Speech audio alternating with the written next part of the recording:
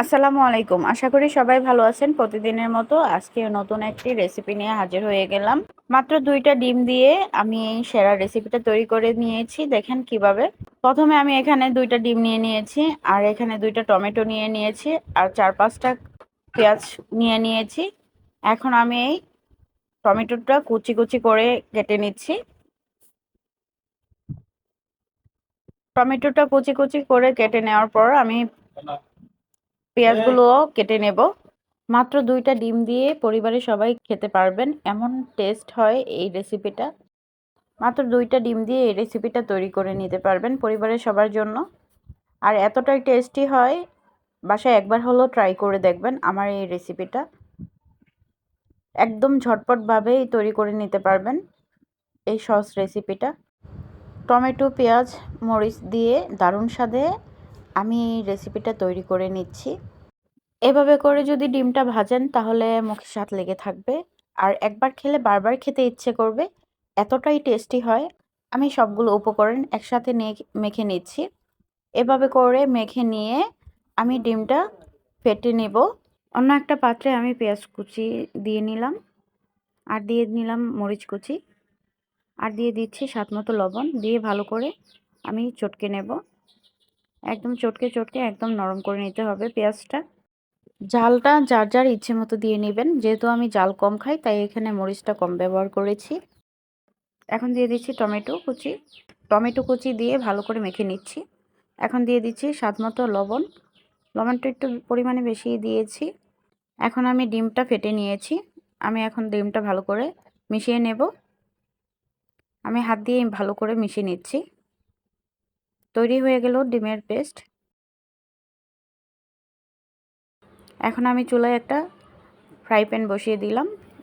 দিয়ে তেল নিয়ে নিয়েছি পরিমাণ মতো। তেলটা গরম হয়ে আসার পর দিয়ে দিচ্ছি তৈরি করে রাখা ডিমের ব্যাটারটা দিয়ে দিলাম। এভাবে করে পরিবারের সবার জন্য মাত্র 2টা ডিম দিয়ে এই সেরা রেসিপিটা তৈরি করে নিতে পারবেন।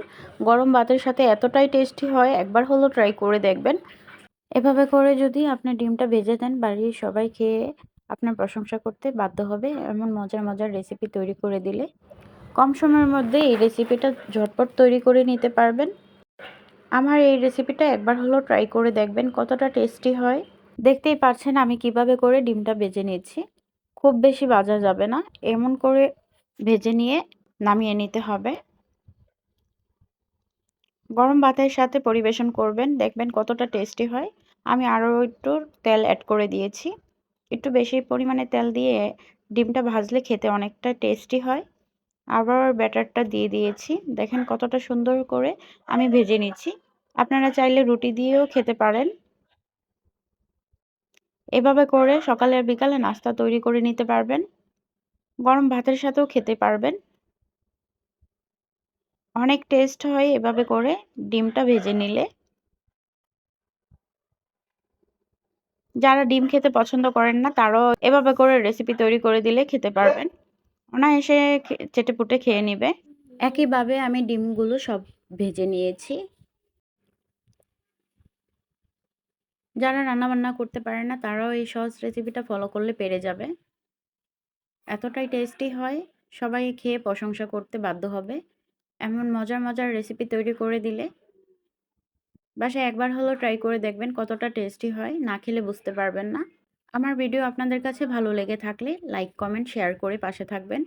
আর চ্যানেলে নতুন হয়ে থাকলে চ্যানেলটি সাবস্ক্রাইব করে পাশে থাকা বেল বাটনটা অন করে দিবেন, যেন নতুন নতুন ভিডিও ছাড়ার সাথে সাথে আপনাদের কাছে নোটিফিকেশন চলে যায়। আর যারা অলরেডি চ্যানেলটা সাবস্ক্রাইব করে দিয়েছেন তাদেরকে অসংখ্য ধন্যবাদ। এখন আমি বেজে নিচ্ছি কয়েকটা শুকনো মরিচ। আমার এই রেসিপিটি কেমন লেগেছে কমেন্টে জানিয়ে যাবেন। এভাবে করে একই তেলে আমি শুকনো মরিচগুলো ভেজে নিয়েছি। পুরো ভিডিওটি দেখার জন্য সবাইকে অসংখ্য ধন্যবাদ। সবাই ভালো থাকবেন, সুস্থ থাকবেন। Thank you for watching. আল্লাহ হাফেজ।